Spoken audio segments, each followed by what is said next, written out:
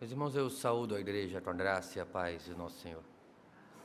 É pela misericórdia do Senhor que nós estamos aqui hoje, reunidos no dia que o Senhor separou para a sua adoração. Que nós possamos, deste modo, servir ao Senhor no culto que aqui viemos prestar, que nossa adoração, nosso louvor, sirva a Deus como a nossa oferta e cheire a Ele com um aroma suave, que nós estejamos aqui inteiros, que nossos pensamentos e o nosso coração não vagueiem longe do lugar que nós aqui estamos para nos reunir e adorar. Vamos fechar nossos olhos, vamos orar, que Deus aquiete o nosso coração, que o Senhor nos conduza em todo o tempo.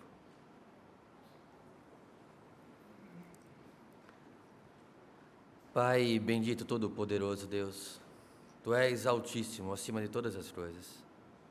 Santo, santo, santo é o Senhor, e não há outro igual ao Senhor.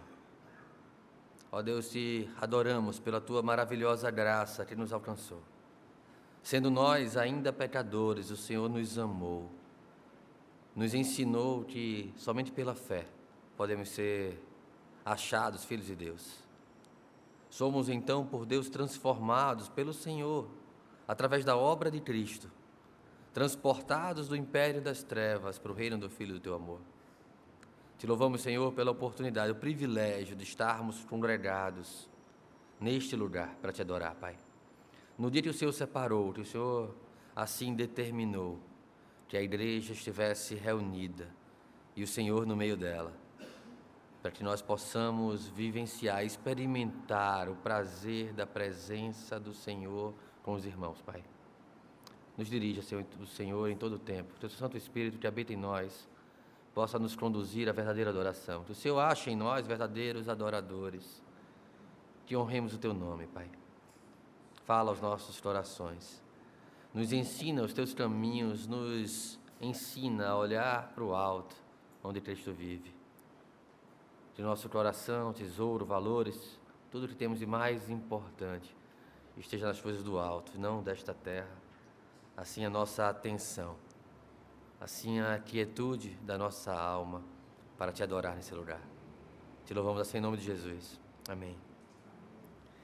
Meus irmãos, com toda reverência e atenção, mesmo assentados, eu convido os irmãos a abrirem suas Bíblias no livro de Malaquias, finalzinho do Antigo Testamento, livro de Malaquias.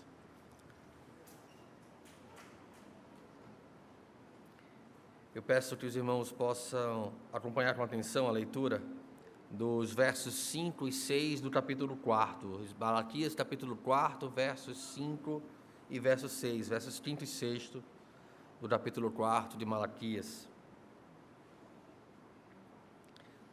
Diz assim a palavra do Senhor: Eis que eu vos enviei o profeta Elias, antes que venha o grande e terrível dia do Senhor. Ele converterá o coração dos pais aos filhos e o coração dos filhos a seus pais, para que eu não venha e fira a terra com maldição. O profeta aqui pré-anunciando a vinda de João Batista, ele fala da importância do ministério, da pregação do Evangelho, onde pela fé os homens são unidos. Pela graça de Deus, pais unidos aos filhos, filhos aos seus pais, para que o Senhor, na observância do nosso bom procedimento, em conformidade com a sua palavra, refletindo no coração transformado, não venha a cobrar de nós o preço que foi pago por Cristo na cruz, pois o salário do pecado é a morte. Meus irmãos, vamos neste mesmo espírito de adoração e comunhão, nos levantar agora e cantar juntos o hino Deus de Abraão.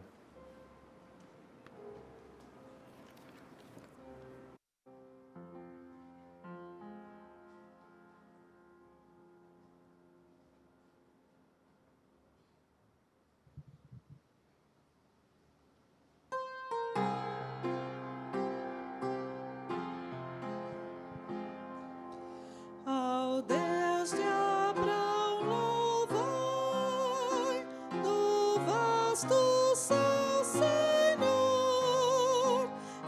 eterno e poderoso Pai e Deus de amor. Augusto Jeová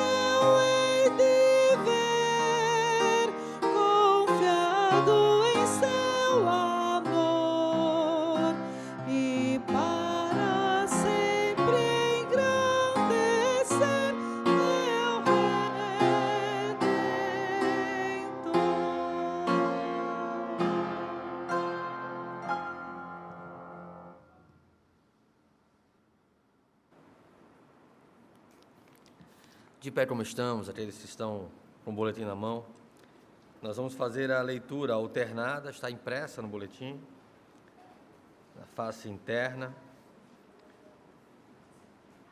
e que está lá no livro de Hebreus, capítulo 12, 7 a 11. Vamos fazer então a leitura alternada do livro de Hebreus, capítulo 12, dos versos 7 ao verso 11. Os irmãos que não estão com o boletim na mão podem acompanhar em suas Bíblias. A gente coloca impressa a leitura alternada no boletim, justamente para facilitar, para aqueles que não estiverem com a Bíblia em mãos, possam estar participando conosco. Então a leitura está lá em Abacuque, Hebreus, eu falei, Hebreus capítulo 12, dos versos 7 a 11, Hebreus 12, 7 a 11. Quem vai estar acompanhando na Bíblia, eu quero só chamar a atenção que vamos fazer a leitura pelo boletim, que está traduzido pela NVI, então talvez você perceba alguma diferença com relação à tradução mais comum na Bíblia. Então diz assim, a palavra do Senhor, Hebreus capítulo 12, versos 7 a 11. Suportem as dificuldades, recebendo-as como disciplina. Deus os trata como filhos, pois qual o filho que não é disciplinado por seu pai?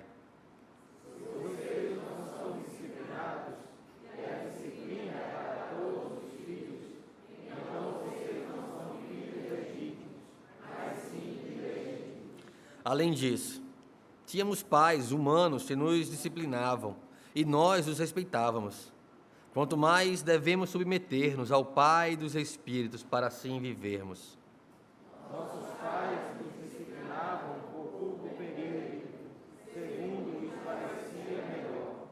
Mas Deus nos disciplina para o nosso bem, para que participemos da sua santidade. Vamos ler juntos? Nenhuma disciplina parece ser motivo de alegria no momento, mas sim de tristeza. Mais tarde, porém, produz fruto de justiça e paz para aqueles que por ela foram exercitados. A igreja pode sentar-se.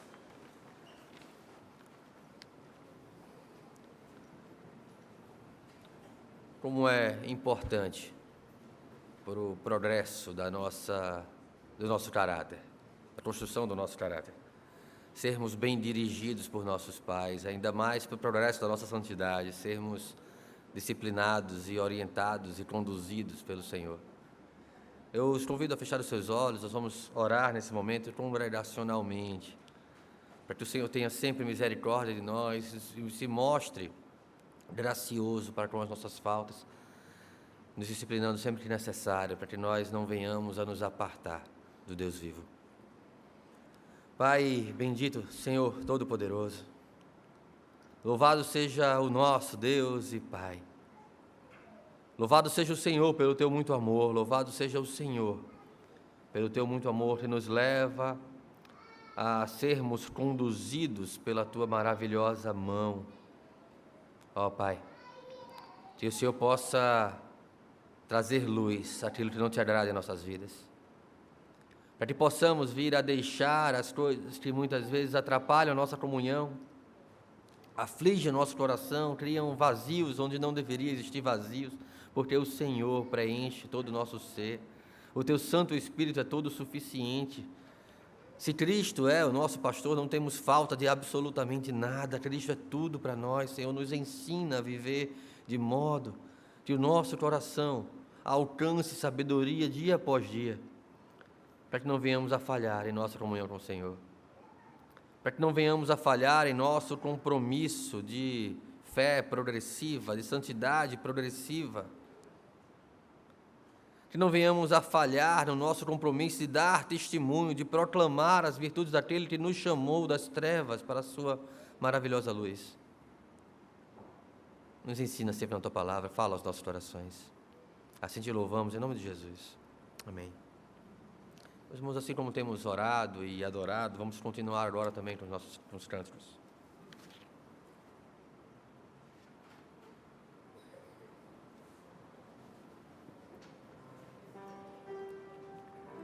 Só uma correção.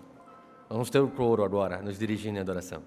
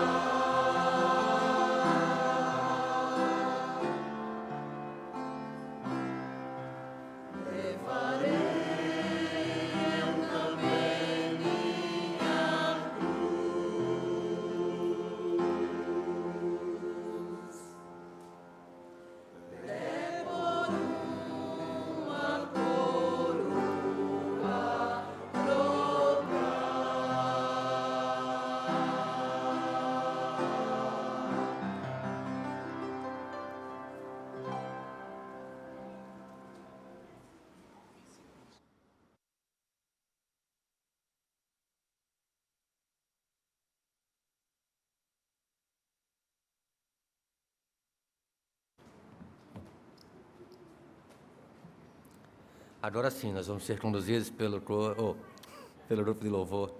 Eu não estou acostumado com coro, normalmente eu sou preterido, só tem coro quando tem pastor de fora, quando é pastor Petrônio. Eu nunca me acostumo a chamar o coro quando eu estou aqui na frente.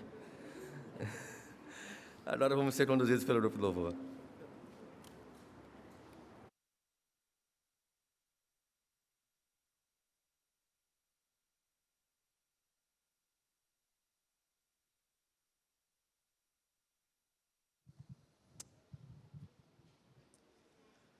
No Salmo 95, o salmista diz: venham, cantemos ao Senhor com alegria.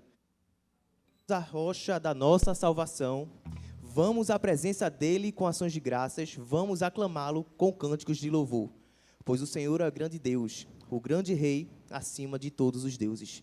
Que a gente possa estar louvando, adorando e rendendo graças ao nome desse Deus maravilhoso.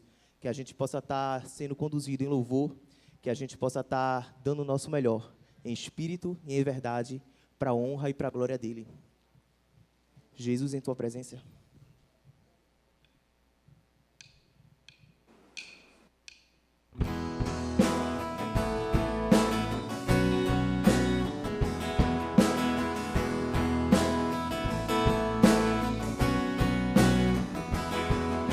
Jesus, em tua presença, reunimos-nos aqui, contemplamos tua face e rendemos-nos a ti.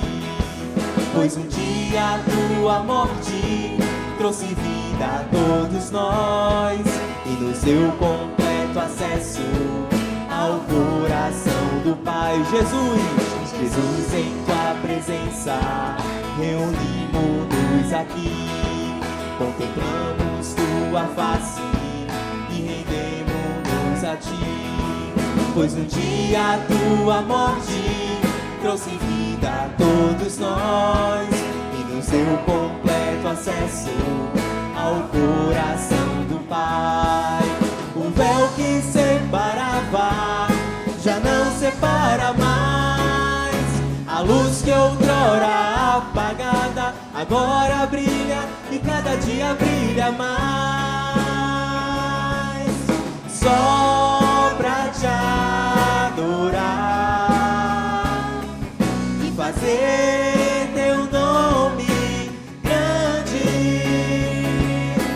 e te dar o louvor que é devido. Estamos nós aqui. O véu que separava já não separa mais. A luz que outrora apagada agora brilha e cada dia brilha mais.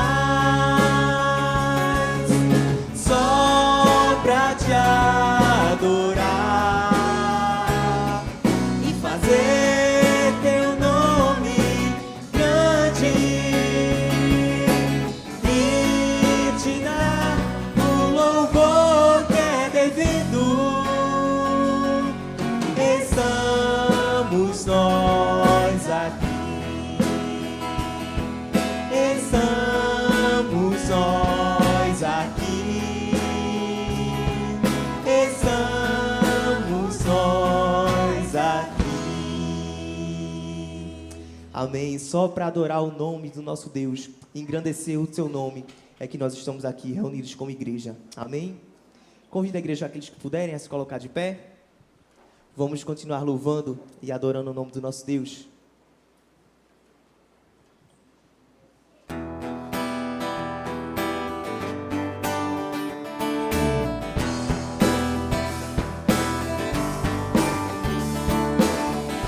Tu és a minha porção, tu és a minha herança, tu és o meu socorro nos dias de tribulação.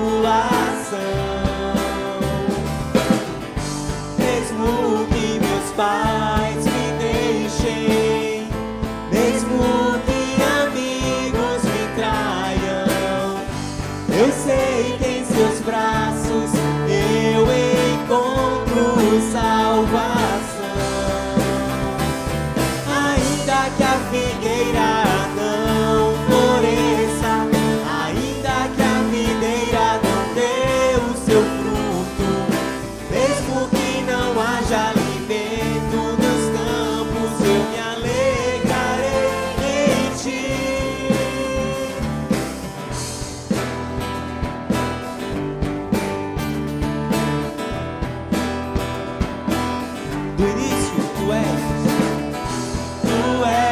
a minha porção, tu és a minha herança, tu és o meu socorro nos dias de tribulação.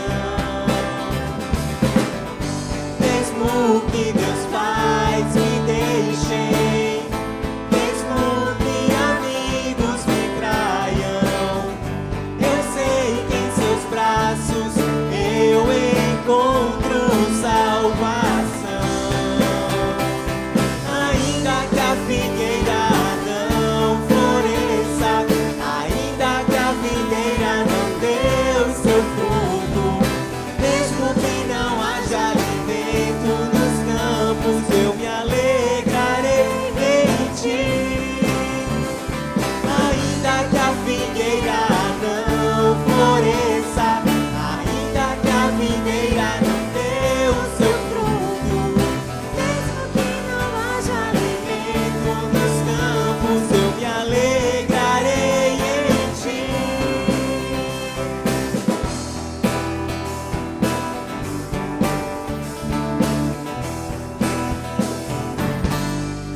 Amém. E essa alegria, ela independe de toda e qualquer circunstância.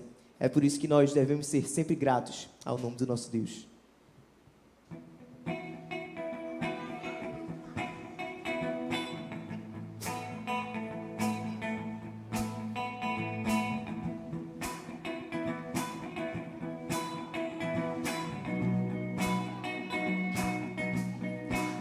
Eu sou grato por tudo o que tenho, o tesouro maior desse mundo me foi dado como herança eterna. Maior prova de um amor tão profundo. Tenho vida, alegria em todo tempo. Tenho amigos, família, muitos irmãos. Foi Jesus, meu amigo verdadeiro, que fez tudo ao me dar a salvação.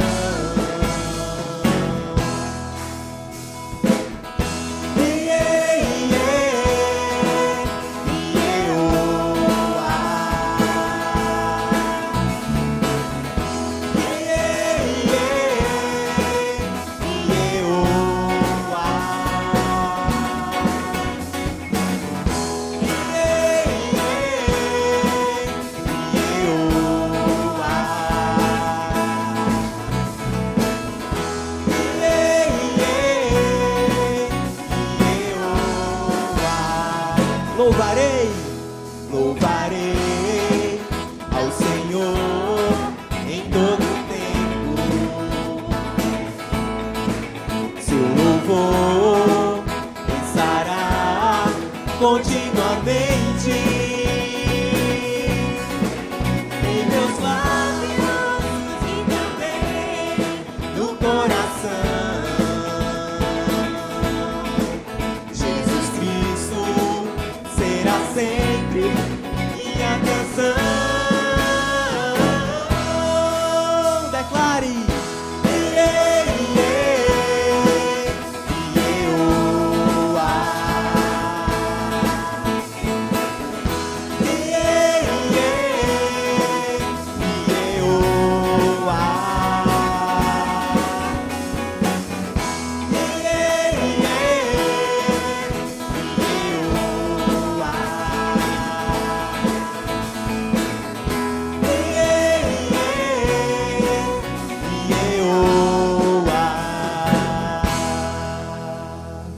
Amém. A igreja pode sentar?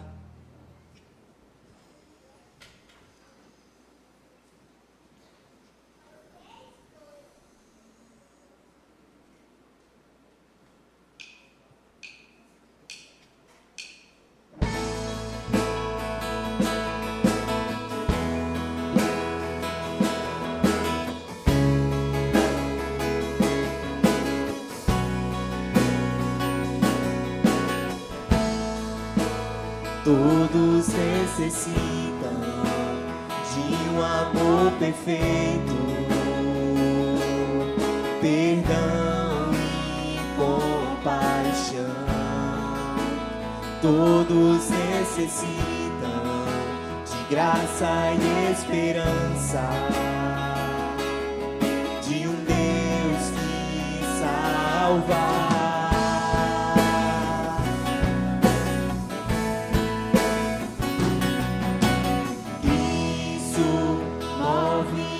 Montanhas e tem poder para salvar, tem poder para salvar, para sempre, autor da salvação. Jesus a morte venceu, sobre a morte venceu.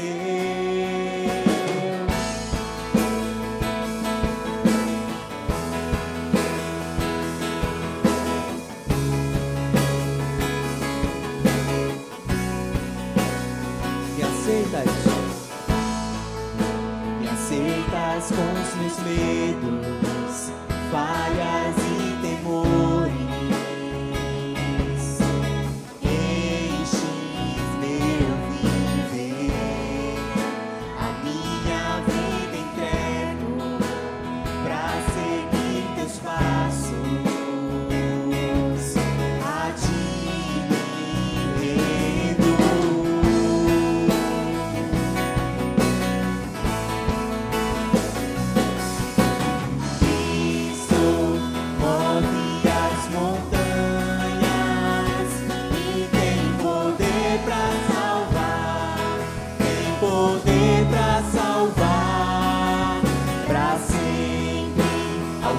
Da salvação, Jesus a morte venceu, sobre a morte venceu.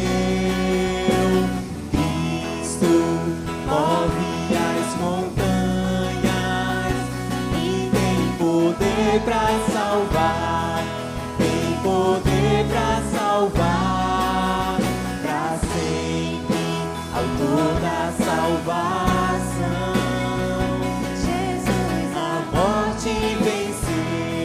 Sobre a morte venceu. Possa o mundo ver brilhar a luz. Cantamos para a glória do Senhor Jesus. Possa o mundo ver brilhar a luz. Cantamos para a glória do Senhor Jesus.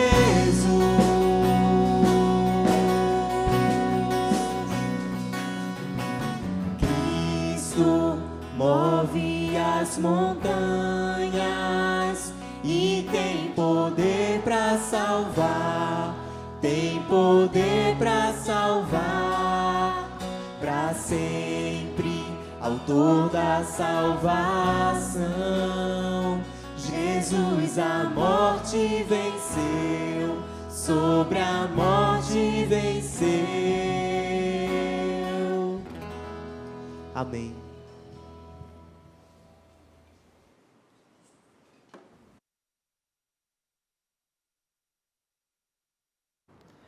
Meus irmãos, que privilégio podermos estar aqui juntos adorando ao Senhor. Que privilégio podermos entoar louvores com a liberdade que temos para cultuar ao Senhor nesse lugar. Que bom podermos estar juntos. A congregação reunida, o Senhor no meio dela e nós aqui adorando. Nós vamos ter a oportunidade agora de ouvir a palavra do Senhor. Quando a palavra do Senhor é lida, a boca do Senhor então fala aos nossos corações. Que nós possamos, em tudo, adorar, ouvindo, atendendo, apreendendo a palavra que o Senhor tem para nós, que o Senhor reservou para nós nessa noite. Nós vamos ter o privilégio de receber aqui o pastor Sivaldo.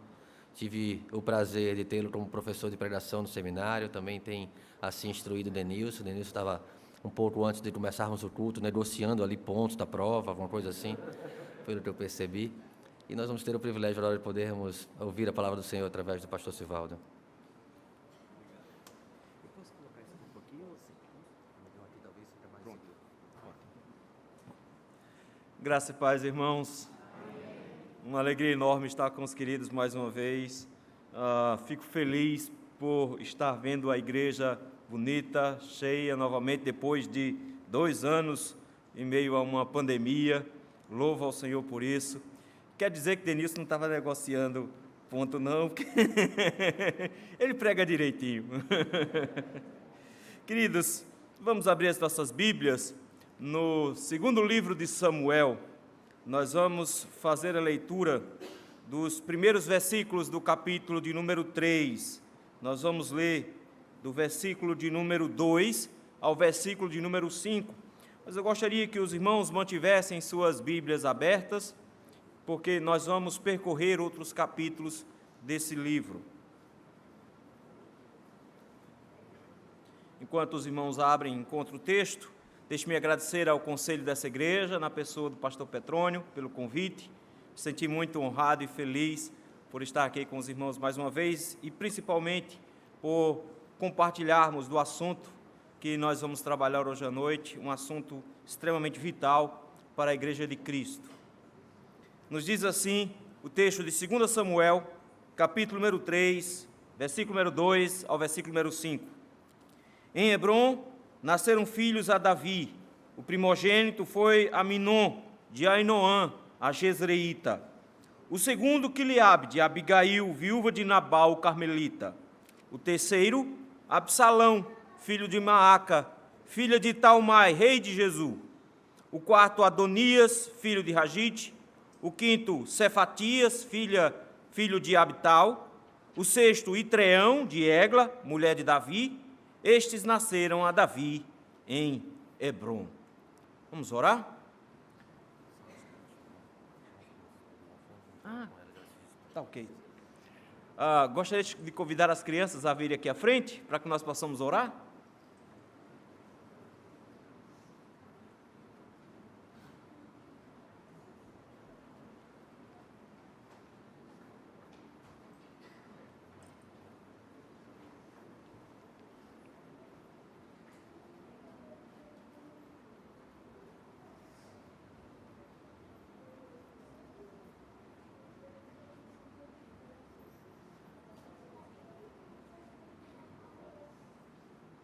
Metade da igreja saiu. Vamos orar? Meu Deus, muito obrigado, Senhor, pelo privilégio que temos de nos reunirmos nesse instante ao redor da Tua Palavra. Que bom é saber que o Senhor fala conosco e nos orienta ainda hoje. Que bom é saber, Senhor, que temos o mesmo Espírito que inspirou os Teus servos, os profetas, lá no passado, habitando em nossos corações hoje. Te pedimos ao Senhor graça e misericórdia, que o Senhor abra a nossa mente e o nosso coração para entendermos a Tua Palavra e aplicarmos em nossa vida. O mesmo te pedimos ao Senhor por esses pequenos que estarão agora, Senhor, sendo instruídos pela Tua Palavra. Dá sabedoria, Senhor, a cada um dos irmãos que estará à frente da instrução desses pequenos, que eles sejam competentes na administração da Sua Palavra, que o coração desses pequenos seja também igualmente abençoado e sejam assim, Senhor, fortalecidos na fé no Senhor Jesus Cristo. É no nome de Cristo, Teu Filho amado, que nós te rogamos isso. Amém.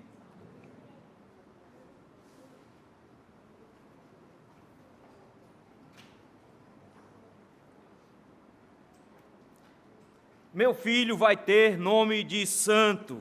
Quero um nome mais bonito. Vocês conhecem essa música? 1980, Renato Russo escreveu essa música em homenagem a uma amiga dele, que saltou do 5º andar de um prédio no Distrito Federal, depois de uma discussão com os pais. É assim que a música começa. Essa música triste revela ao mesmo tempo a doçura que é a paternidade, momentos especiais que a gente vive, mas também descreve os momentos difíceis da paternidade, e como é complicado viver essa relação entre pai e filho, e como isso é difícil, viver essas duas gerações tão diferentes, tendo que uma conviver com a outra. E a cada dia que passa, meus irmãos, parece que se torna ainda mais difícil. Parece que a próxima geração é ainda mais complicada do que a anterior. e a gente não consegue se entender direito, e a gente fica se debatendo, porque no final das contas, assim como disse a música, nós estamos tentando aprender também no meio do processo. Não é fácil criar filhos. A gente já não nasceu com um manual na mão, a gente vai tentando se virar como pode, tentando de alguma maneira deixar alguma impressão na mente deles que sirva para o futuro. Mas a grande questão que nós levantamos hoje é que, de alguma forma, os novos métodos utilizados para a criação de filhos hoje, parece que não estão produzindo os efeitos que a gente esperaria que produzissem. Quem é da geração mais antiga, que tem mais de 40 como eu, viveu momentos difíceis, momentos de muita escassez, de muitos apertos, de muitas dificuldades, muita instabilidade e, principalmente, pais bem duros. A maioria de nós viveu em meio a famílias onde a regra era fechada e não tinha muito espaço para negociação. A gente, de repente, pensou, eu vou fazer melhor para meus filhos, eu vou ser mais esperto. E a gente fez um monte de besteira a partir disso. Nós começamos a achar que o nosso método poderia ser melhor, e, de repente, o método de amar os filhos se tornou ainda mais bonito. Só que, queridos, amar os filhos nem sempre é da maneira correta como nós fazemos. Nós precisamos compreender que a escolha de um nome para um filho é uma expressão de amor fantástica. Nós escolhemos sempre os nomes mais bonitos, aqueles que nós mais gostamos, aquele que nós achamos que vai ser uma expressão do futuro deles. Mas, no final das contas, esse nosso desejo em escolher os nomes para os filhos, que sejam nomes bonitos, expressão de amor, se não for atrelada a uma boa disciplina e uma boa educação em casa, não importa se o nome do menino é bonito. A vida dele será difícil, a vida dele será uma desgraça. Então, queridos, mesmo que nós tentemos hoje demonstrar amor do nosso jeito, escolhendo nomes bonitos para os filhos, tentando criá-los com muito carinho, com muito amor, coisa que de repente você acha que não teve na sua infância, nós não podemos nos esquecer que o Senhor nos orienta também à disciplina, e que a ausência de disciplina traz tanta destruição para dentro de casa, a ponto que não tem amor no mundo que cubra os efeitos da ausência da disciplina dentro do lar. O texto que nós acabamos de ler, e a partir de aqui, do que nós vamos ver, nos mostra exatamente essa situação, onde o amor de um pai para com os filhos não foi o suficiente para levá-lo a disciplinar, e por conta disso trouxe destruição para dentro da sua casa. O texto que nós lemos, meus irmãos, é o momento que Davi começa a ter um pouco de paz. Foram 10 anos sendo perseguido por Saul. Mesmo já ungido rei, ainda na sua adolescência, por Samuel, Davi foi perseguido por Saul e teve que fugir para vários lugares, entre erros e acertos que ele cometeu. Finalmente o Senhor resolveu encerrar os sofrimentos de Davi. Com a morte de Saul, infelizmente com a morte de Jonatas junto, Davi agora conseguiu encontrar um descanso, volta do exílio e se aloja na cidade de Hebrom, uma cidade de Judá, uma cidade levita. Dentro da cidade de Hebrom, inicia-se um reinado ainda limitado, somente para a tribo de Judá. Só mais tarde, no capítulo número 5, é que esse reinado vai se expandir para todo Israel, porque, ao mesmo tempo, Isbosete, filho de Saul, está reinando em todas as outras tribos, debaixo do comando de um homem chamado Abner. Mas Davi, agora em Hebrom, já experimenta um pouco de paz, pelo menos ele não tem mais Saul em seu encalço. Ele, durante todo esse período, se casou algumas vezes. E aí, o capítulo de número 3, versículos de 2 em diante, dá uma pausa em contar a história, para mostrar que Davi agora tem uma família estruturada. Ele casou-se com várias mulheres, e teve filhos com essas mulheres. E esses filhos nasceram durante esse período de paz que ele teve na região de Hebrom. O texto nos traz o relato, meus irmãos, de pelo menos uns 6 filhos. Ele vai ter outros filhos, mas dentre esses filhos, a metade deles, nós nem sequer sabemos quem é. Por exemplo, se você olhar aí no seu texto, vai ter o nome de um chamado Quiliabe, no versículo de número 3, vai ter lá no versículo número 4, um Cefatias, e no versículo 5 vai ter um Itrião. Nós não sabemos quem são esses homens, porque a Bíblia não se preocupa muito em falar sobre eles. Ou eles morreram ainda enquanto criança, e por isso mesmo não existe nenhuma referência quanto a eles no restante do texto, ou eles eram pessoas apagadas na história, que não tiveram muita importância e que por isso mesmo não serão destacados. Mas o texto destaca pelo menos 3 nomes aqui. E Davi era um especialista em escolher nomes bonitos para filhos. Eu sei que você pode achar que um ou outro não seja, mas os nomes deles são fantásticos, o que mostra o tamanho do amor que Davi tinha por esses filhos, de como ele os amava. Mas nós vimos aqui, meus irmãos, numa sequência de criação de filhos desmantelados.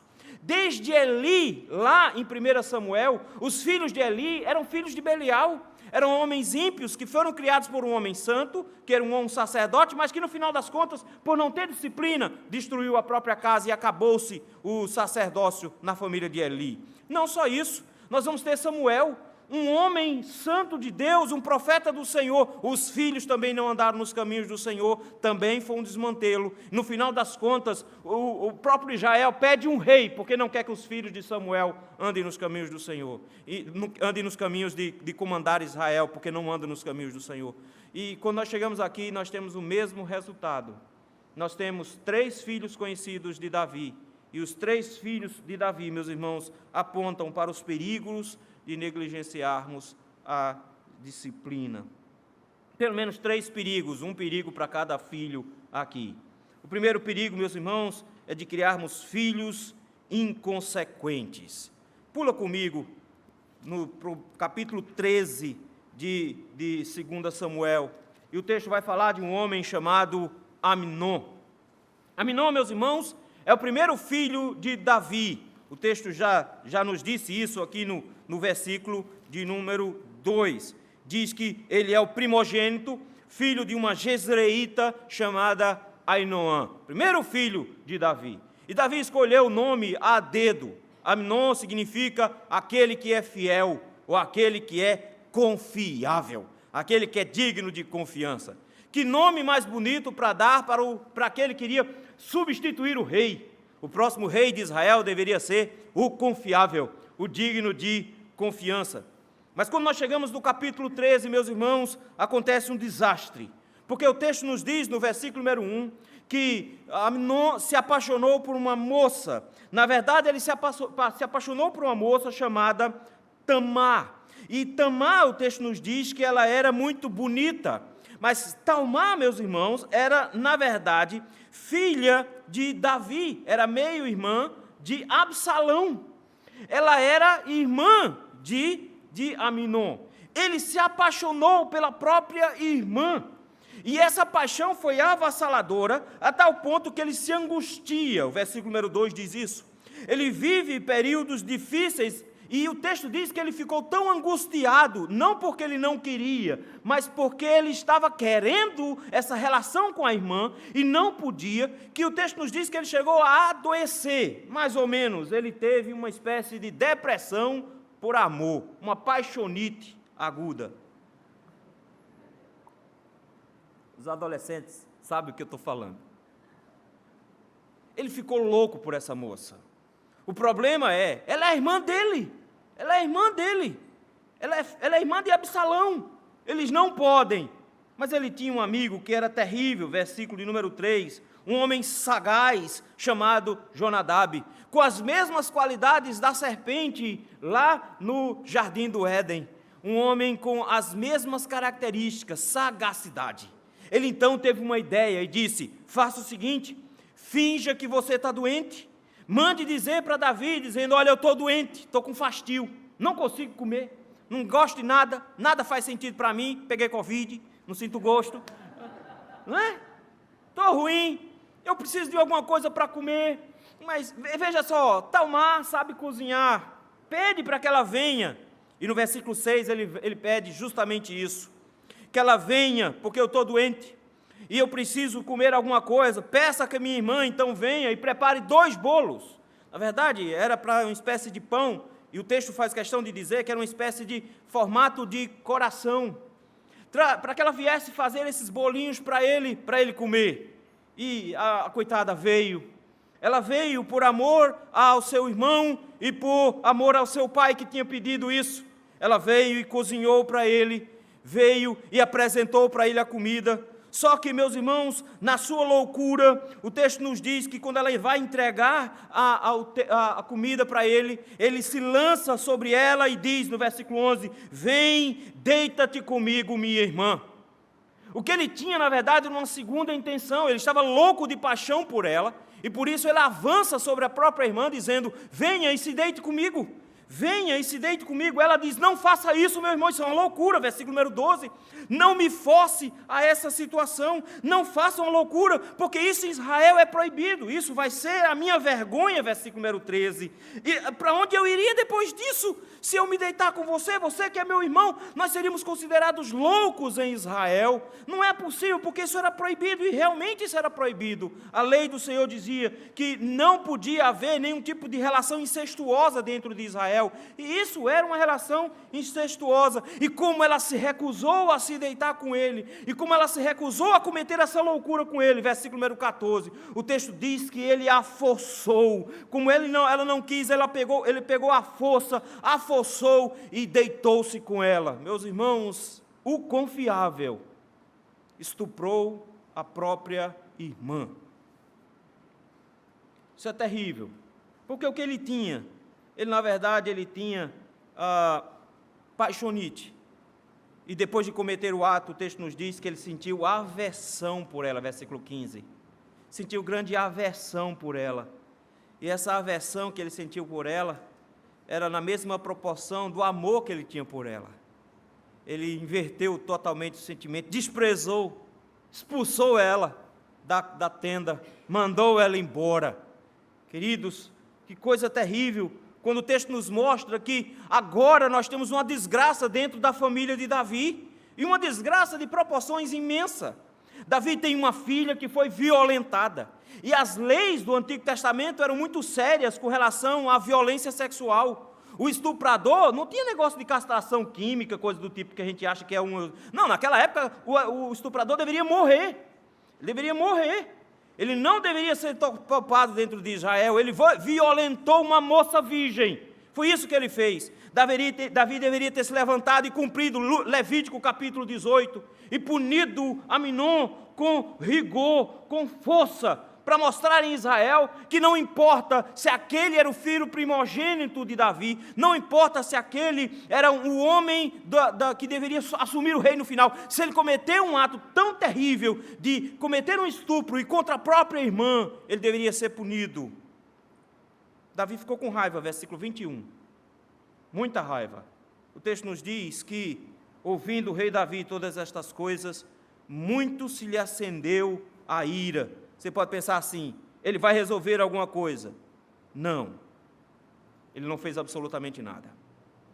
O problema é que no versículo número 21, na versão grega do Antigo Testamento, tem o seguinte comentário: mas não quis afligir o espírito de Aminon, seu filho, porque o amava por ser o seu primogênito.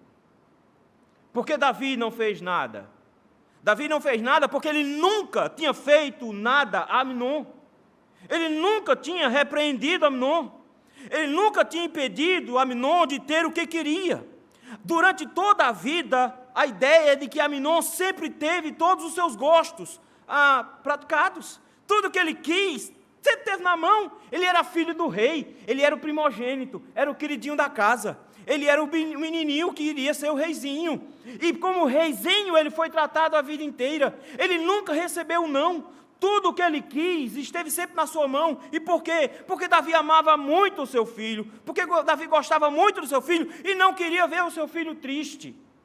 Queridos, a coisa que mais ilumina o nosso dia é ver o sorriso dos nossos filhos. Que coisa boa é ver quando a gente dá alguma coisa para eles e eles abrem esse sorrisão. Ah, como é bom, é uma festa, fica tudo bonito. Só que a gente fica viciado nesse negócio. A gente fica viciado em sorriso de filho e acha que a nossa vida é o tempo inteiro fazer com que eles estejam sorrindo, porque lágrima de filho dói profundamente no coração. Um filho triste rasga a nossa alma no meio, mas por causa do amor que nós temos por nossos filhos, nós deixamos de disciplinar os nossos filhos, nós damos tudo o que eles querem, e o que é que eles se tornam? Inconsequentes. Eles não conseguem ver as consequências dos seus próprios atos. Porque no final das contas, eles sempre tiveram tudo. E como eles sempre tiveram tudo, eles sempre vão querer tudo. Mas às vezes, eles não têm como ter aquilo que eles querem. Deixa eu dizer uma coisa para você. Seu filho não vai ter um patrão que é um pai e uma mãe feito você. Ele vai querer ter a mesma vida que tem em casa, no trabalho. E adivinha o que vai acontecer? Ele vai ser demitido. Ele vai ficar mudando de emprego o tempo inteiro, porque ele vai ficar procurando um patrão, um pai feito você. E ele vai passar a vida inteira sem medir consequências dos seus atos. Ele vai fazer besteira esperando que você resolva o problema, porque todas as vezes que ele caiu, você o levantou. Porque todas as vezes que ele relou o joelho, você foi lá, passou a mão e passou um remedinho. Porque todas as vezes que ele fez alguma besteira, você estava lá para resolver a besteira que ele fez. E porque ele nunca teve consequências claras dos pecados e dos erros que ele cometeu, ele não tem nenhum tipo de consciência das consequências que os seus atos podem provocar no mundo. A ausência de disciplina leva a filhos inconsequentes. Por falta de disciplina para com Aminon, ele achou que podia forçar a própria irmã e ter relações com elas. Mas, meus irmãos, quando nós não exercitamos a disciplina, quando nós não dizemos não para os nossos filhos e geramos esse tipo de filho inconsequente, o resultado é sofrimento para a família toda, é desgraça para todos os lados, porque agora tem uma moça que está envergonhada e violentada e que nunca vai casar. Nós temos um filho que não tem nenhuma preocupação com o futuro. E nós temos uma família que será destruída logo em seguida. O que nos leva, meus irmãos, a um segundo aspecto aqui no texto, o segundo perigo. Os perigos de negligenciar a disciplina. O primeiro perigo, criar filhos inconsequentes. Aminon. O segundo perigo, criar filhos revoltados. Absalão. Olha aí, versículo 23 do capítulo 13. 2 anos se passaram. 2 anos. O que acontece, meus irmãos, é que Absalão estava esperando uma solução. Olha o versículo 22 do capítulo número 13.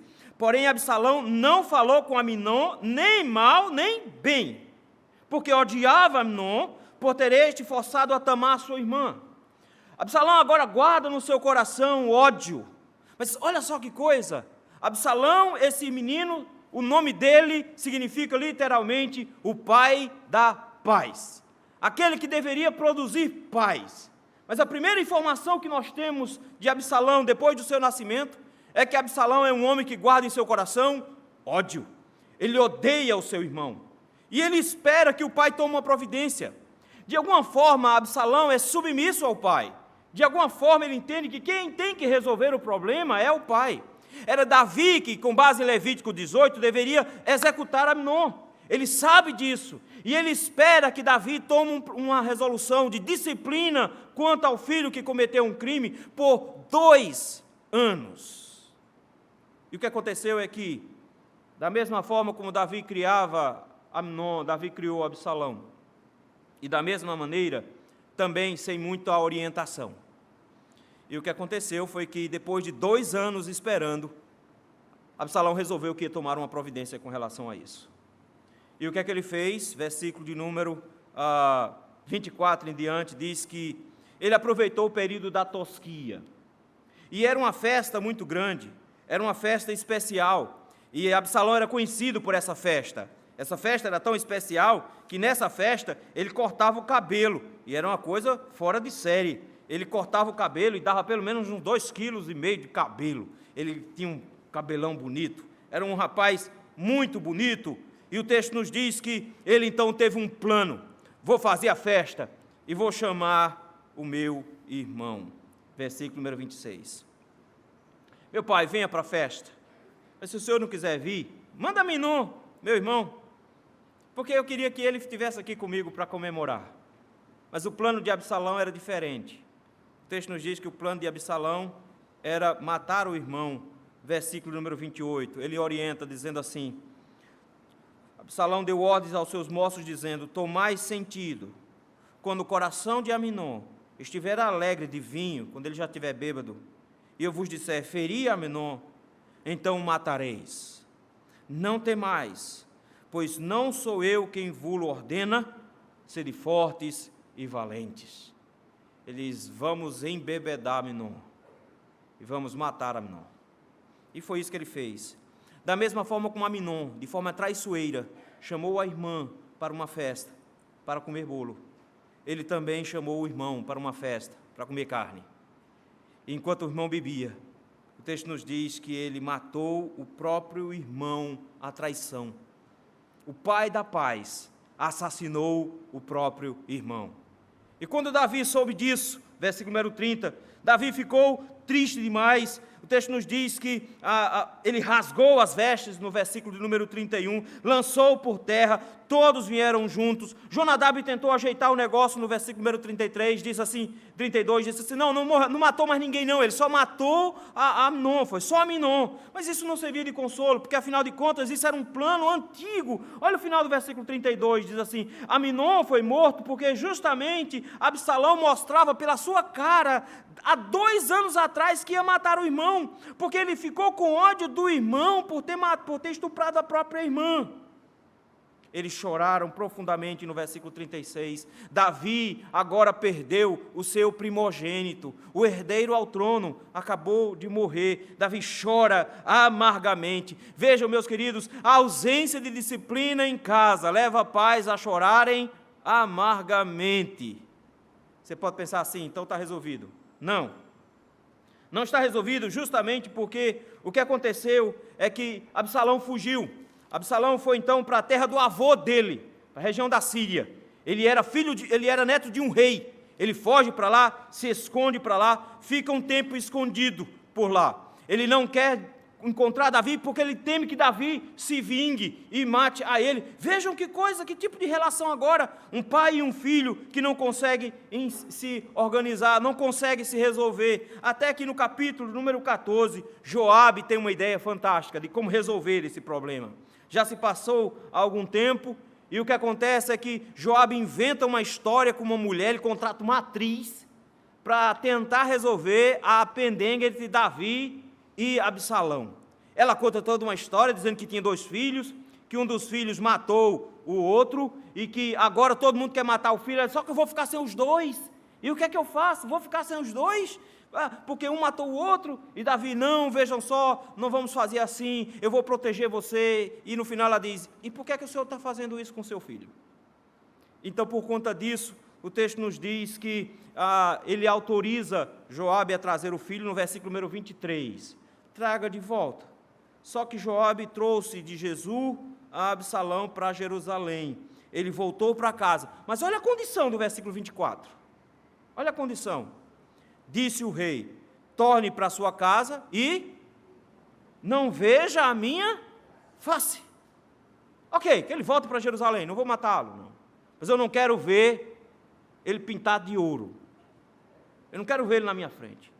Um pai que, ao invés de sentar e conversar com o filho, disciplinar o filho, tentar resolver o problema, foi um pai que se intrigou com o filho. Não quero conversa com ele, não. Deixa ele lá e o que? Está resolvido o problema, sem nenhum problema. Ele volta para Jerusalém, mas eu não quero conversa nenhuma com ele. Mas não é assim que funciona. O que acontece, meus irmãos, é que Absalão, e isso aqui eu acho fantástico, olha o versículo 25. Uma pausa para dizer quem é Absalão.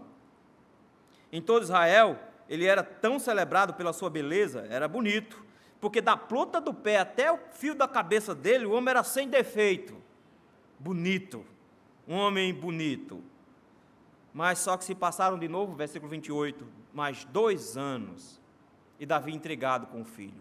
Não chamou para conversar, não chamou para resolver a pendenga, não chamou para disciplinar, exortar, instruir, para nada. Davi não quer olhar para Absalão. Até que, de novo, tem uma tentativa de Joabe de juntar os 2.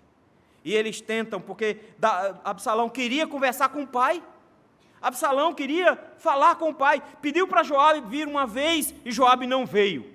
Ele chamou Joabe de novo, dizendo, Joabe, eu quero que você intermedie uma audiência minha com meu pai. Joabe não veio. A situação ficou tão difícil, ele queria tanto ver o pai, que ele tocou fogo na roça de Joabe.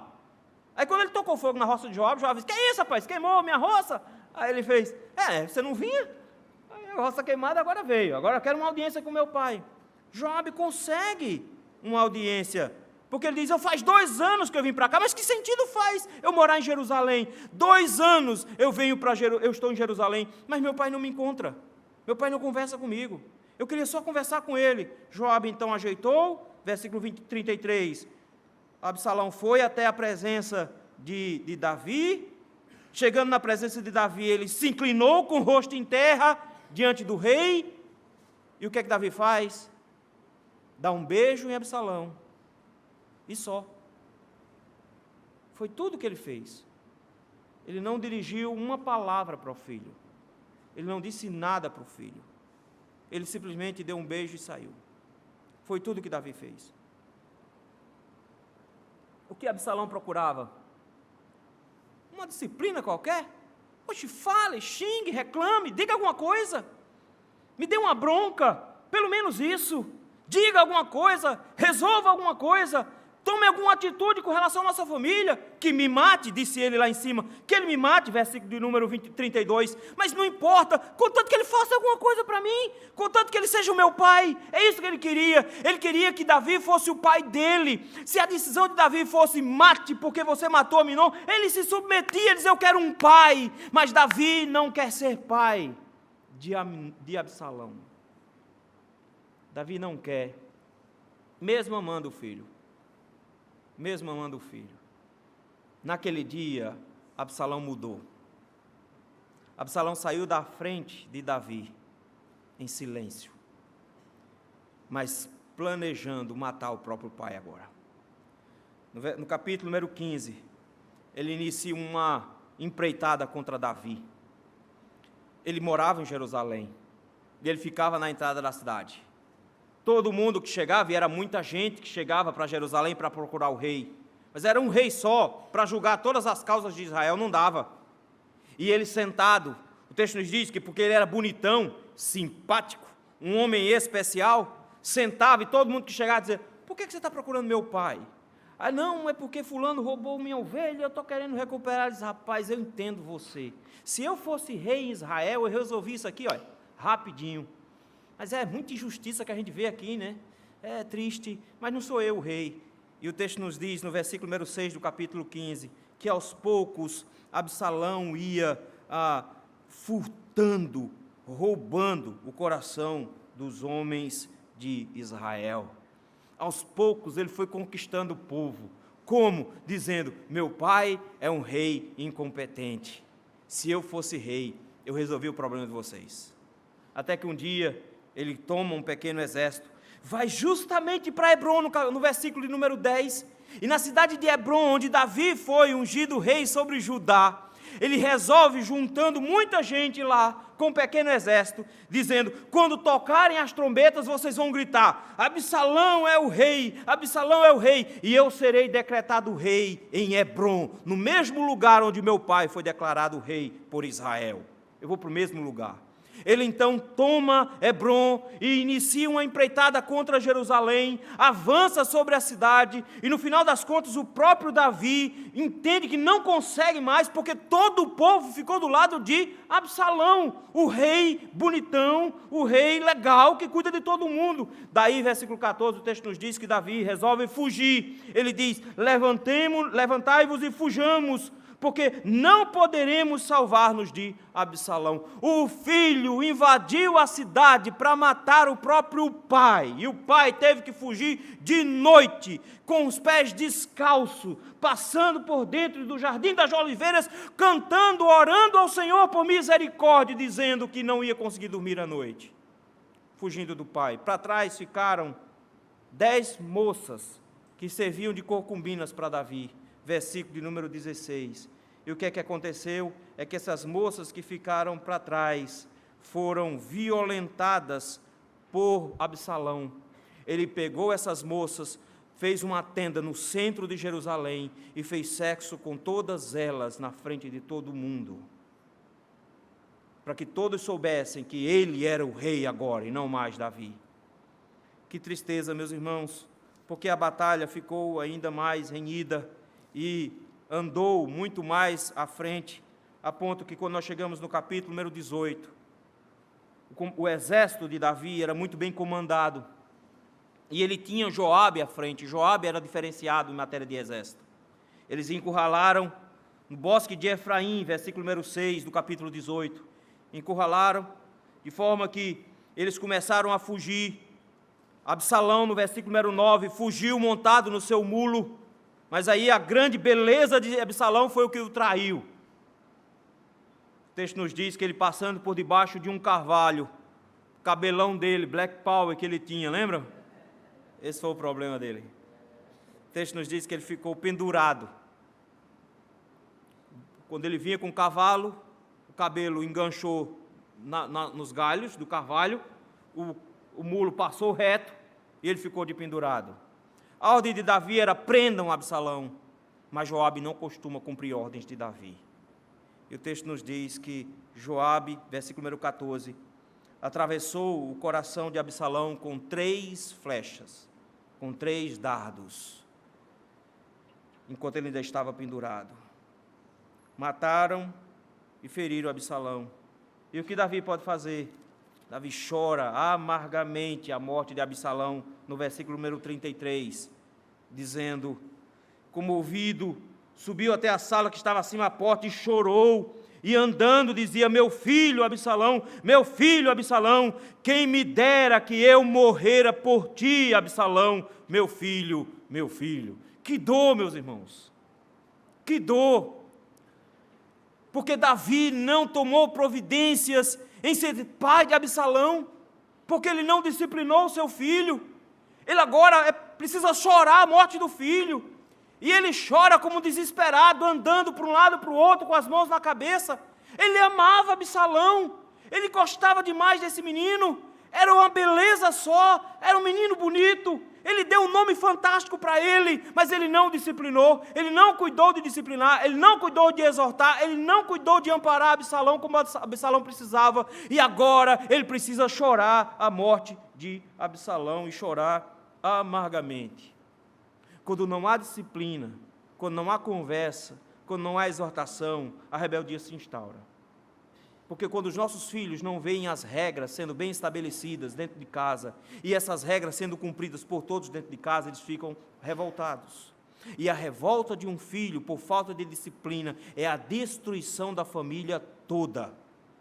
É a destruição da família toda. Acabou-se a vida de Absalão. Davi entra numa tristeza profunda. Isso vai impactar Davi de uma forma terrível, a tal ponto que nos leva ao terceiro filho de Davi, que nos é apresentado aqui. Os perigos de negligenciarmos a disciplina. Primeiro, nós criamos filhos inconsequentes, Aminon. Segundo, nós criamos filhos revoltados, Absalão. Terceiro, nós criamos filhos mimados, Adonias.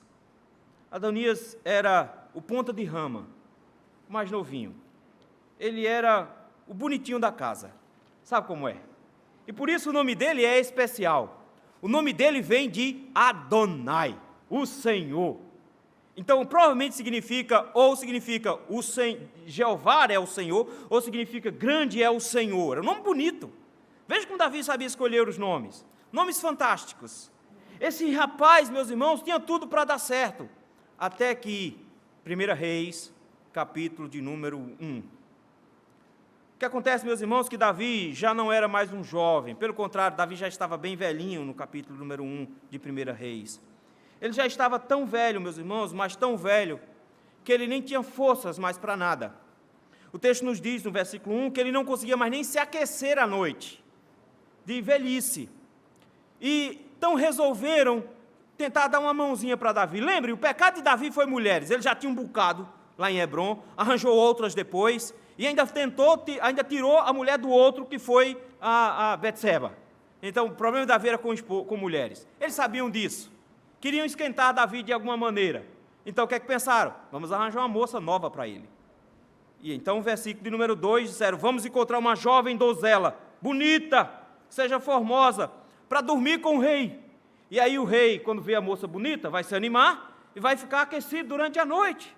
Vai poder dormir com ela. Procuraram uma moça, e encontraram uma moça chamada Abisag, no versículo número 3, uma sunamita, uma moça bonita, texto diz que ela era de sobremaneira formosa, versículo número 4. Ela veio cuidar de Davi, era muito cuidadosa com Davi. Ela tinha o quê? 15, 16 anos, era muito jovem, veio cuidar do velhinho chamado Davi.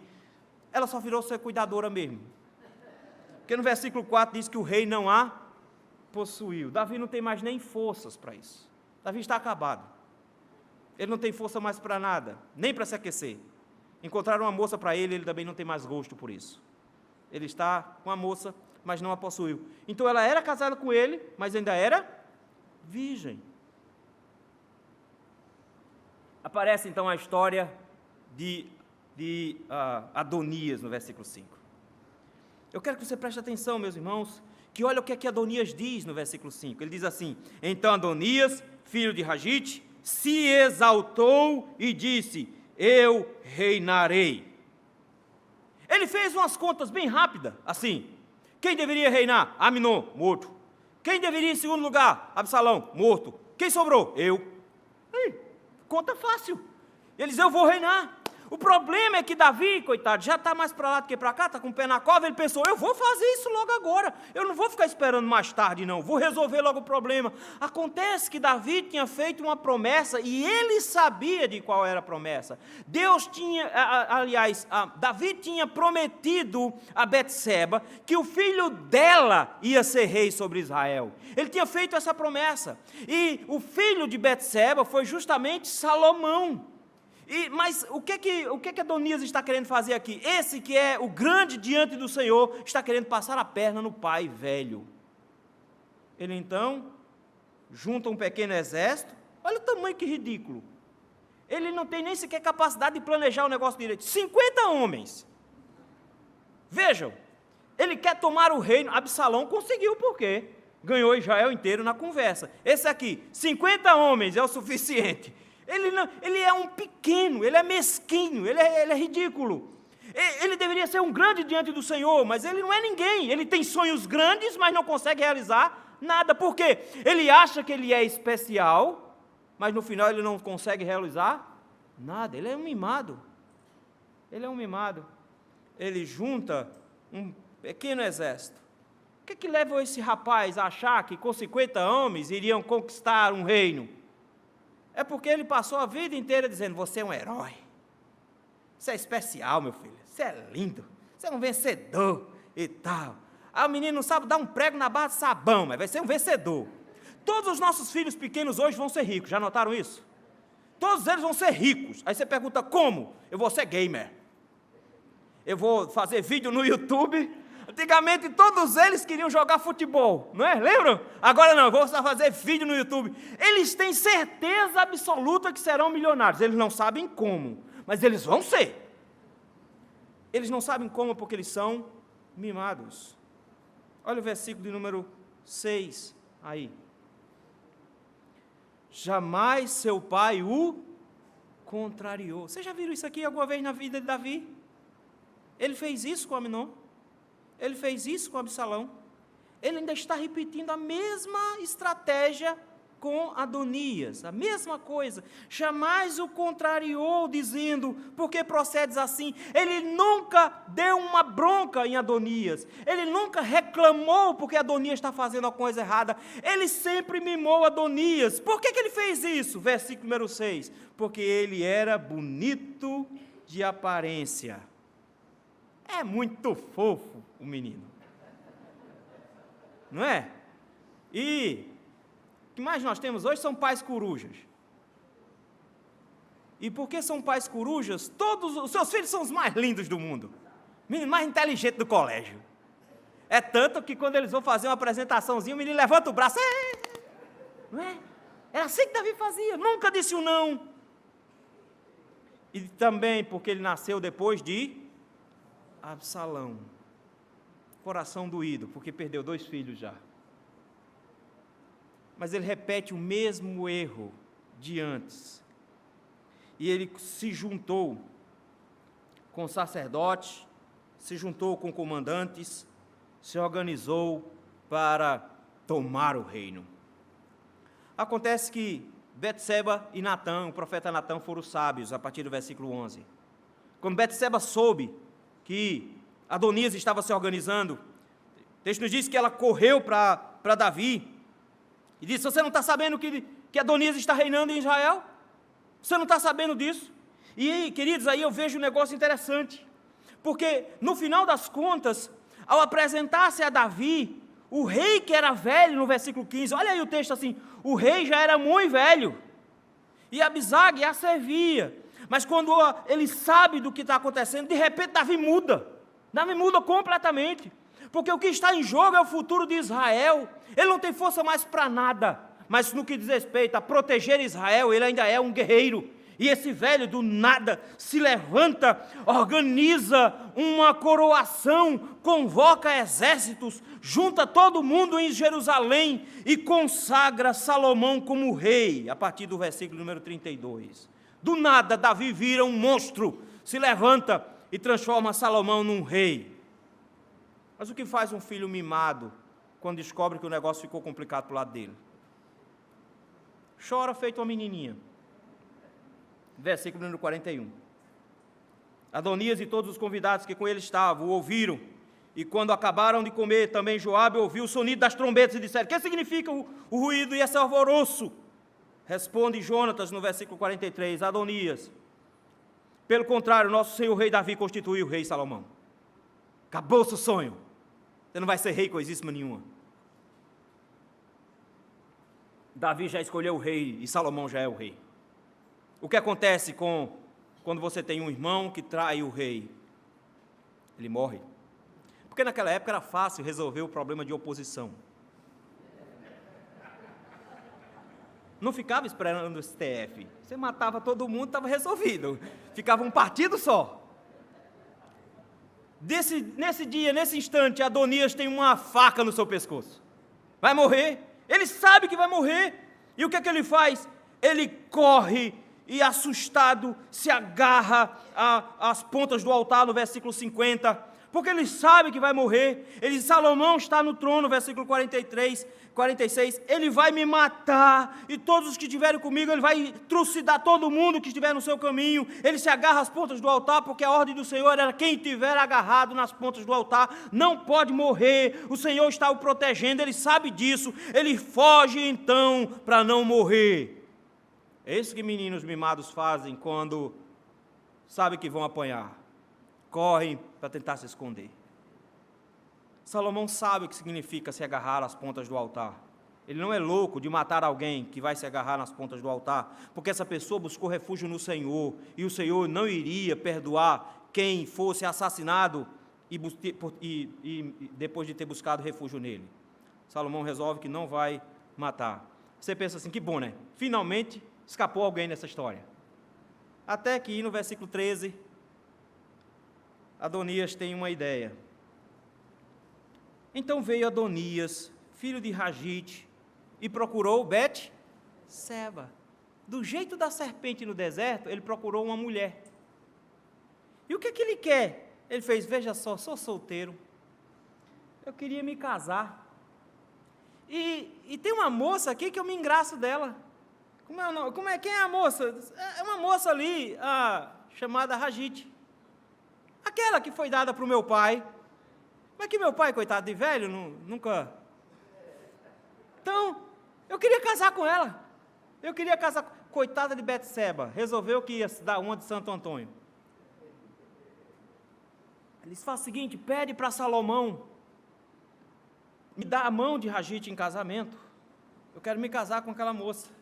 Nada sem segundas intenções. Na verdade, ele tinha segundas intenções. Porque, se vocês estão lembrados, quando Absalão deitou-se com as concubinas do pai, ele estava tomando a posse do reino.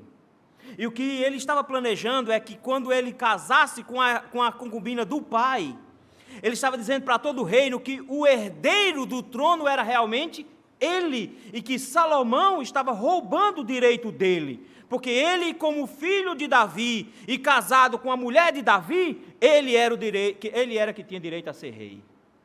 Coitada de Bet-seba, enganada, coitada, foi procurar Salomão. No versículo de número 17, ele diz assim: peço que fale ao rei Salomão, que não te recusará. Ou seja, você é mulher pedindo, A mãe dele pedindo, eu quero Abisag, a sunamita. Mas Salomão responde no versículo 22. Salomão entendeu e diz assim para Betseba: por que pedes Abisag, a sunamita, para Adonias? O problema, minha mãe, não é casamento. Lembrem-se, Salomão já é rei, já é o homem mais sábio do mundo, não vai cair numa armadilha besta dessa. Diz: opa, peraí, como é que a senhora vem pedir para eu dar Abisag para casar com Adonias? Eu falei: mãe, pede logo o reino para ele, olha o versículo 22. Pede também para ele o reino, porque ele é o meu irmão mais velho, porque também pede para Abiatar, então, o sacerdote, para Joabe, filho de Jesuia. Salomão já estava antenado e já sabia todos os traidores de Jerusalém, já sabia tudo na mão. Ele sabia o que estava sendo tramado, ele já sabia a trama traiçoeira e covarde como um rato de Adonias, por debaixo dos panos, tentando passar a perna em Salomão. O que aconteceu? Versículo 23. E jurou o rei Salomão pelo Senhor, dizendo: Deus me faça o que lhe aprover, se não falou Adonias estas palavras contra a sua vida. Agora, pois, tão certo como vive o Senhor, que me estabeleceu, e me fez assentar no trono de Davi, meu pai, e me edificou casa, como tinha dito, hoje morrerá Adonias. E não só morreu Adonias, e Salomão enviou a Benaia, filho de Joiada, e este se arremeteu e matou Adonias, e não só matou Adonias, ele expulsou Abiatar, o sacerdote, e também matou a Joabe, e assim por diante. Mandou matar todos os traidores do reino. Queridos, um menino mimado por Davi, tentou passar a perna em todo mundo, porque ele achou que todo mundo era besta, que nem o pai dele era com ele. Porque ele achou que conseguiria levar todo mundo na conversa, do jeito que ele levava o pai. Porque o pai nunca disse não para ele, porque Davi nunca o contrariou. Esse menino achou que podia ganhar o mundo sendo um porqueirinha. Ele achou porque o nome dele era grandioso, que ele também era grandioso, mas por falta de disciplina, ele não passava de um moleque traiçoeiro, tramando planos de criança. Morreu feito um estúpido, achando que poderia ganhar de Salomão. Queridos, só desgraça, notaram? Só destruição. Eu preciso compreender isso.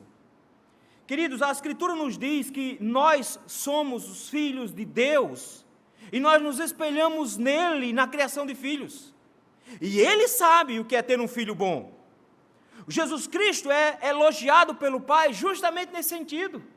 Veja que coisa bonita, o Pai diz para Jesus: esse é o meu filho amado, em quem minha alma se compraz. Ele diz: esse é o meu filho, eu tenho orgulho dele. Ele é um cara fantástico.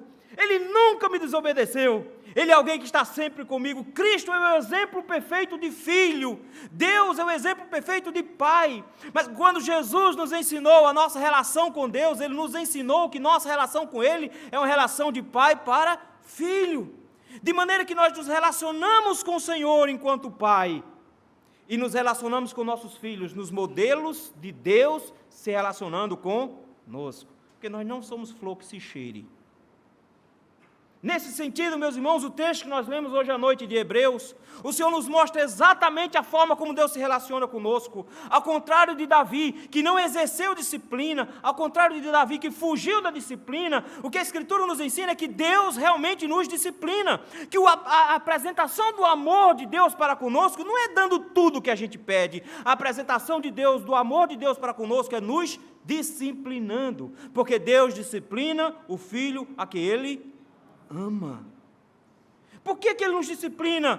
O texto de Hebreus nos diz que Ele nos disciplina porque Ele quer que nós sejamos santos, Ele quer que sejamos parecidos com Ele. É esse o alvo dos pais, que os seus filhos tenham os mesmos pontos de caráter que Ele, que tenham os mesmos pontos positivos que Ele. Nós queremos imprimir em nossos filhos a nossa moral, a nossa ética, é isso que nós queremos fazer, mas sem disciplina isso é impossível.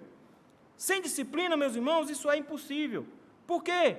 Porque no final das contas, a estutícia está ligada ao coração da criança, diz Salomão, no capítulo 22, versículo 15 de Provérbios.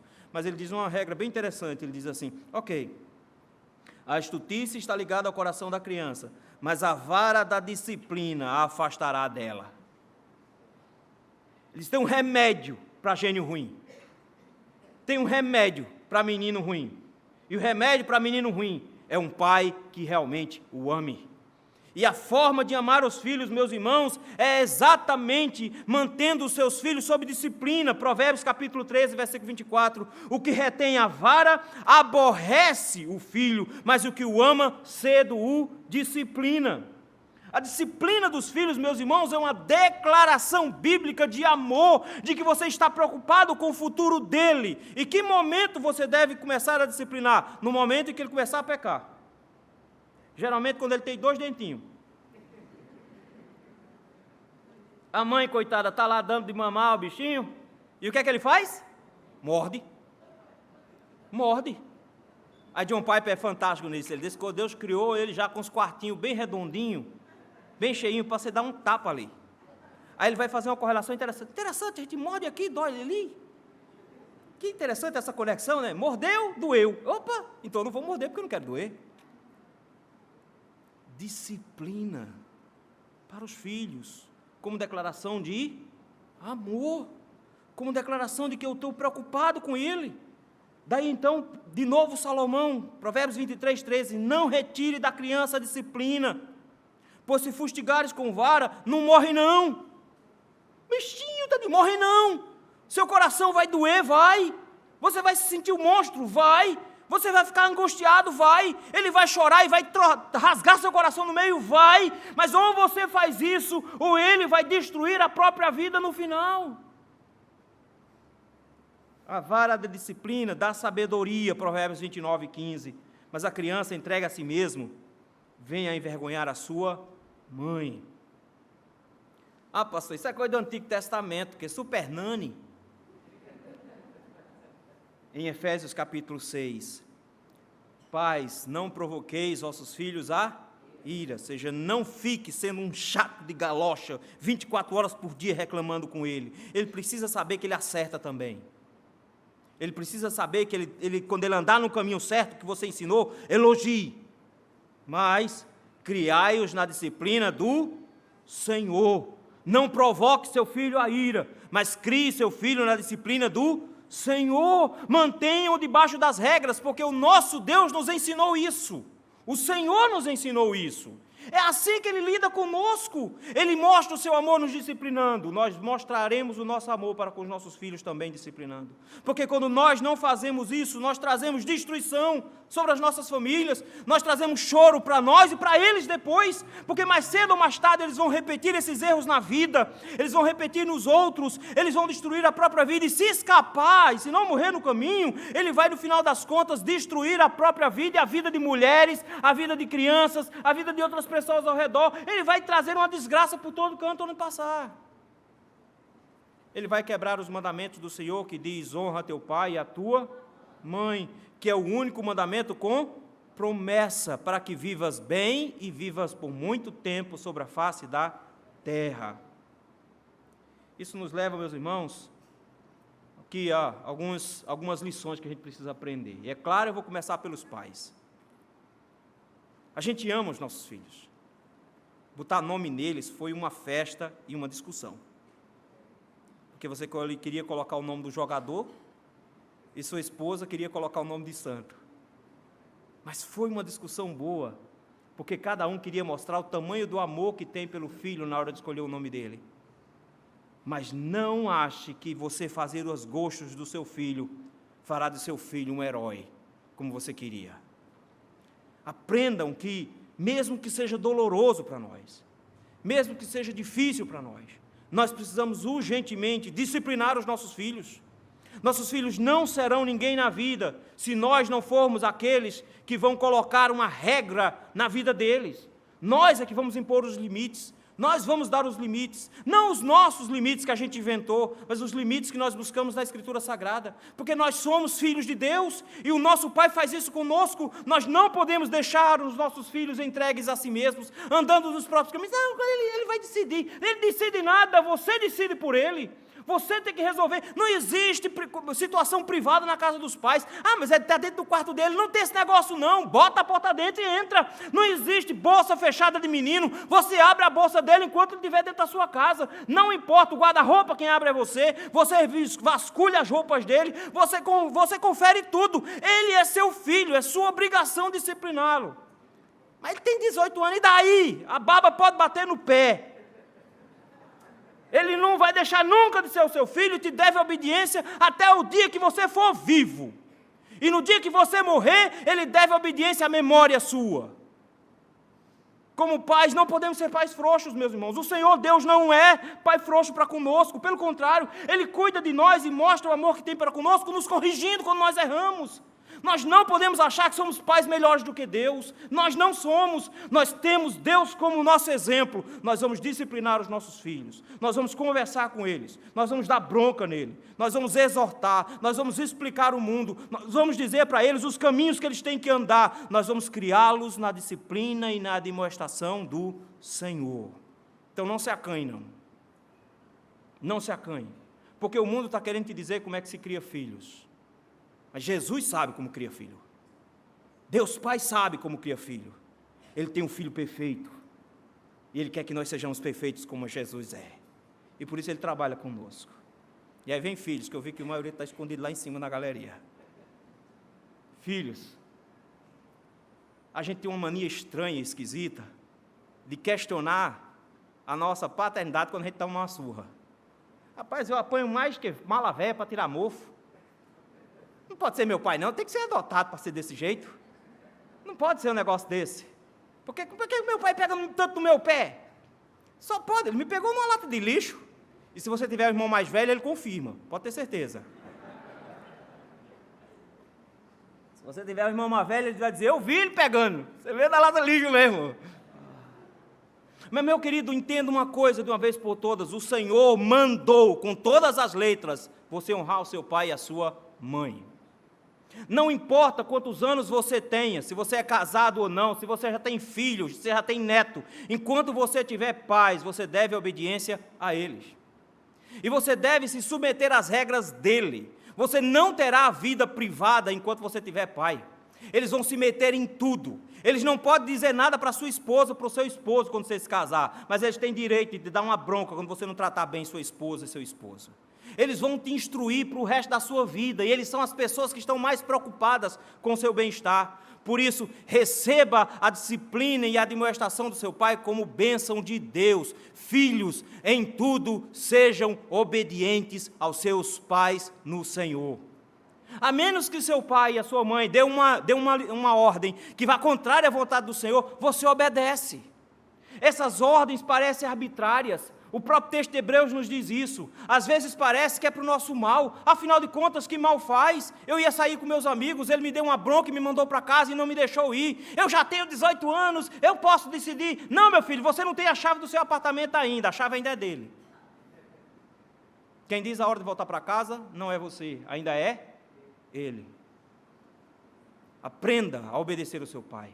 Aprenda a obedecer a sua mãe. Isso não é pesado a você. Isso será pesado a você quando você viver uma vida de sofrimento por não ter aprendido a obedecê-lo.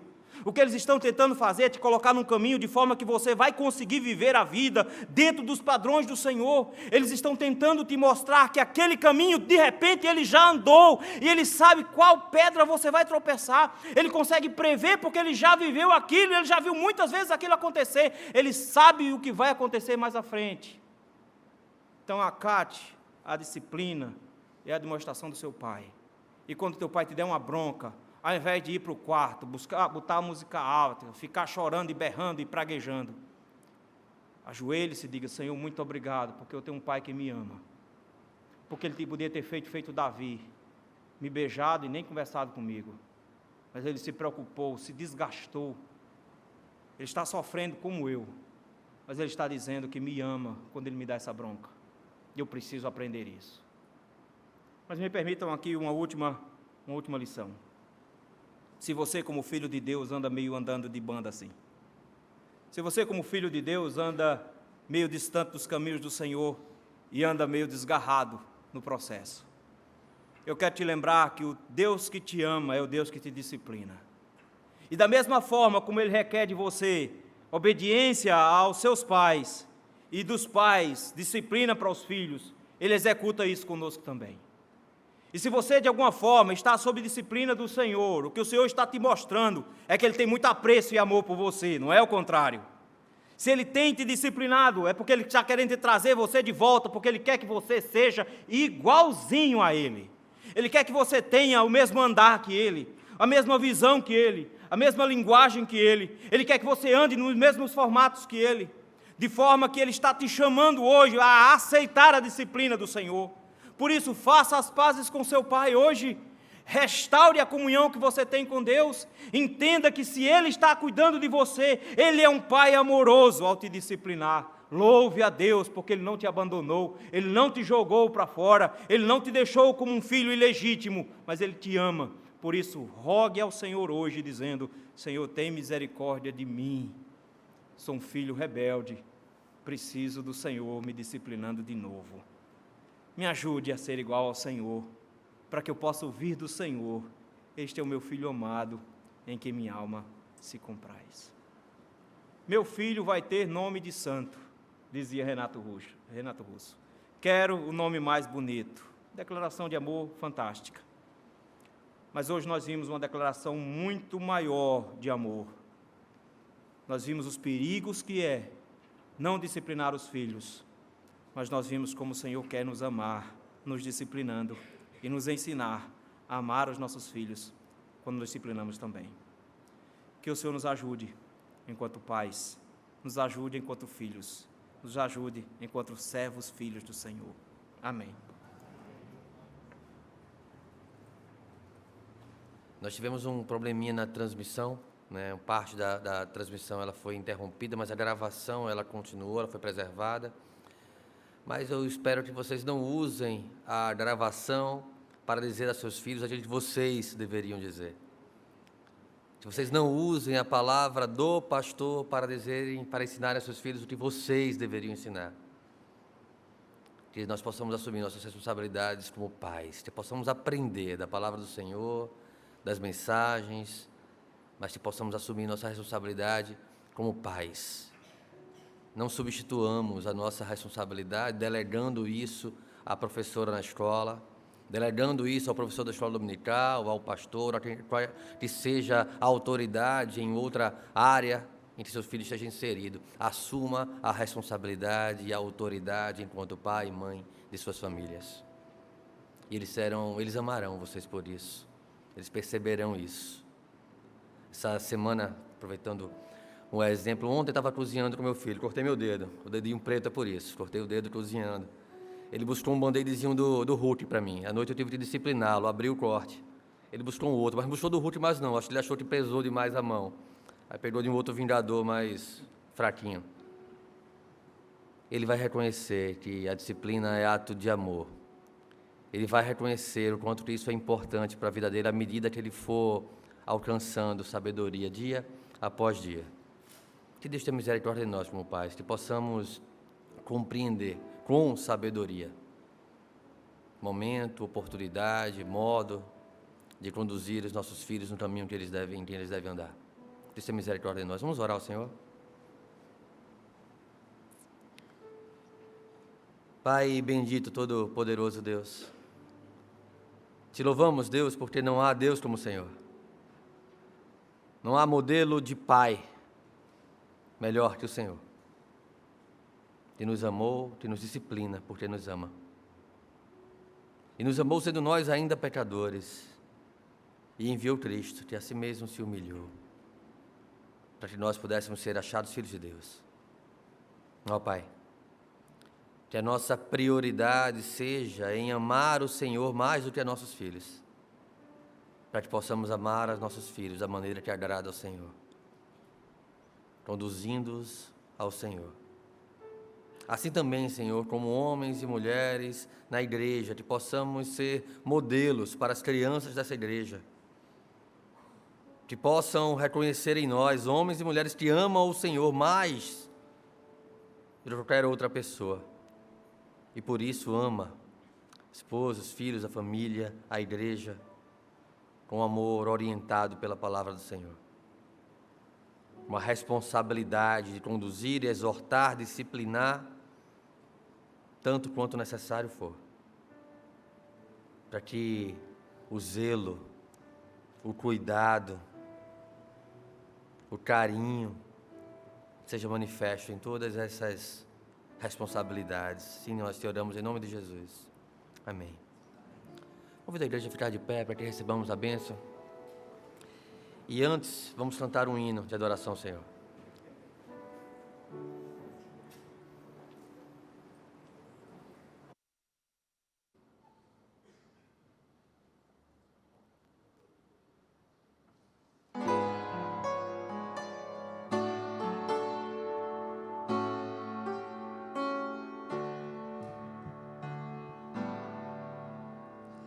Tu és fiel, Senhor, ó Pai celeste.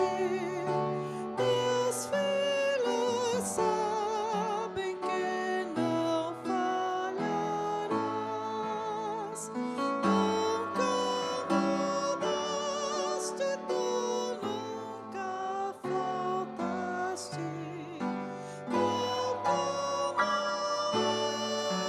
Tu sempre serás. Tu és fiel, Senhor. Tu és fiel, Senhor. Dia após dia, com bênção sem fim. Tua mercê nos sustenta e nos guarda. Tu és fiel, Senhor, fiel assim. Flores e frutos, montanhas e mares, sol, estrelas brilhando no céu. Tudo criaste na terra e nos ares, para louvar-te, Senhor, que és fiel. Tu és fiel, Senhor. Tu és fiel, Senhor. Dia após dia, com bênção sem fim. Tua mercê nos sustenta e nos guarda. Tu és fiel, Senhor, fiel assim. Pleno perdão tu dás e segurança. Cada momento me guias, Senhor, e no porvir que doce esperança. Desfrutarei do teu rico favor. Tu és dia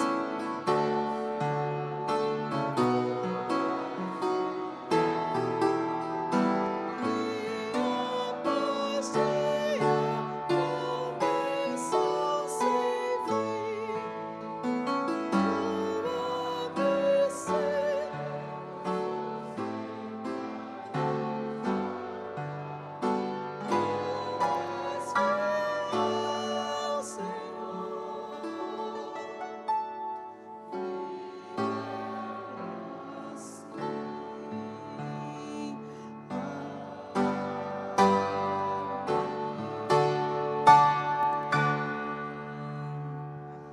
Recebamos a bênção e que a graça do nosso Senhor e Salvador Jesus Cristo, que o amor de Deus o Pai, que o consolo, que o poder e comunhão do Espírito Santo seja com toda a igreja aqui e em toda a terra, em nome de Jesus. Amém. Convido a igreja a sentar-se por alguns instantes, nós temos alguns avisos rápidos.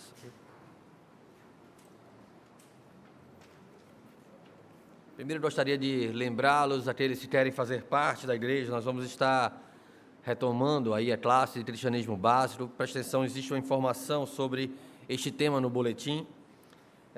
Também teremos, nos dias 7 a 10 de julho, um acampamento para os adolescentes da igreja. Nós estaremos compartilhando da palavra do Senhor. Será um momento prazeroso na presença de Deus, de comunhão, de ensino da palavra, que nós possamos aproveitar isso.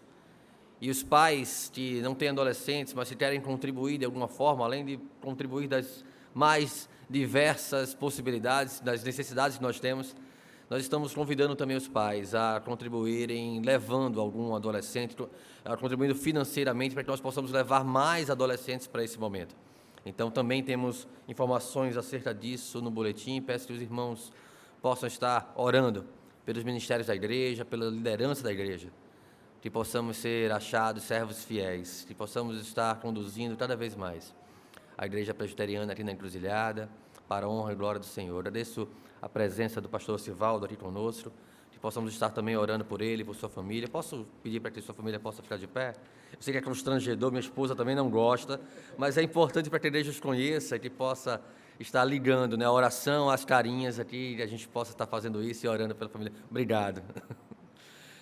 Meus irmãos, eu peço que vocês possam aguardar em oração. Nós vamos estar à porta para nos despedir de vocês. O momento congregacional, ele termina aqui. O nosso culto racional, a nossa vida, ela continua. Segunda, terça, até o próximo domingo que nós nos encontraremos novamente.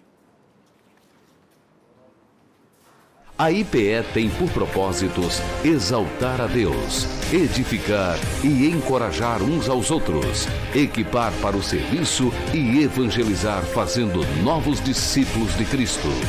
Igreja Presbiteriana da Encruzilhada.